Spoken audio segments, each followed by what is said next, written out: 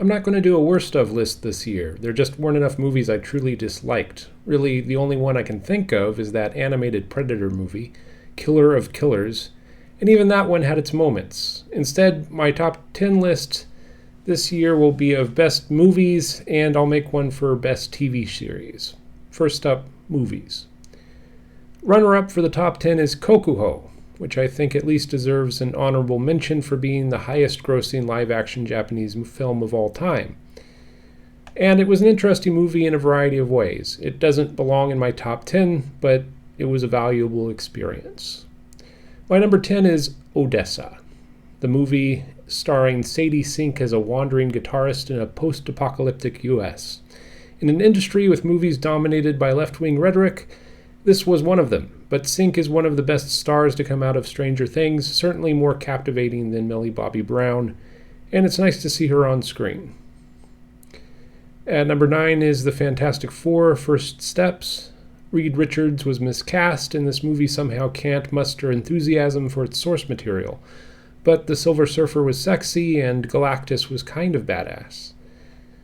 My number 8 is One Battle After Another, pretty much on the strength of the first 25 minutes of the movie. Someone should make a series in which left and right bicker all day and then have really kinky sex at the end of it. I can see John Waters doing it. K-pop Demon Hunters is my number 7. It's a charming animated venture with some catchy tunes. Number 6 is Guillermo del Toro's adaptation of Frankenstein. It's a fundamentally flawed rendition of the source material, but its costumes, makeup, and production design are so magnificent, I couldn't rank it any lower. The performances were good, too. Number 5 is Fushigi no Kuni de Alice to Dive in Wonderland. Here's yet another Alice in Wonderland movie, but it's an unabashed riff, taking the concept in a new direction and meaningfully tying it to AI, virtual reality, and social media.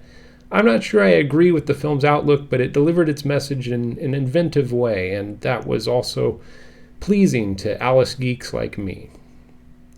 Number 4 is Thunderbolts, *, the best Marvel movie of 2025. The movie could have been even better if the first act were a little more tightly written and if Florence Pugh didn't look like Titus from Final Fantasy X dressed as a janitor.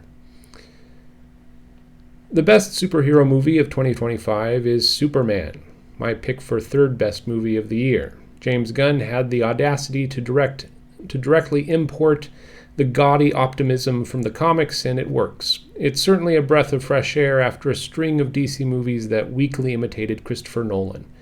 Finally, something with a pulse. But it wasn't as fun as Honey Don't, which I have as number 2. Margaret Qualley is so charming and so lovely in perfect costumes among a great cast delivering razor-sharp dialogue.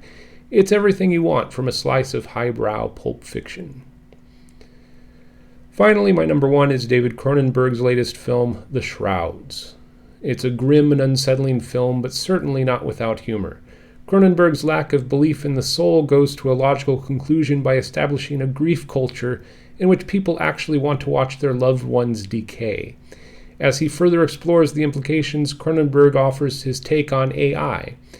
Few other filmmakers have a reputation that so uniquely qualifies them for analysis of AI, and he certainly comes up with food for thought. That's my top 10 movies of the year.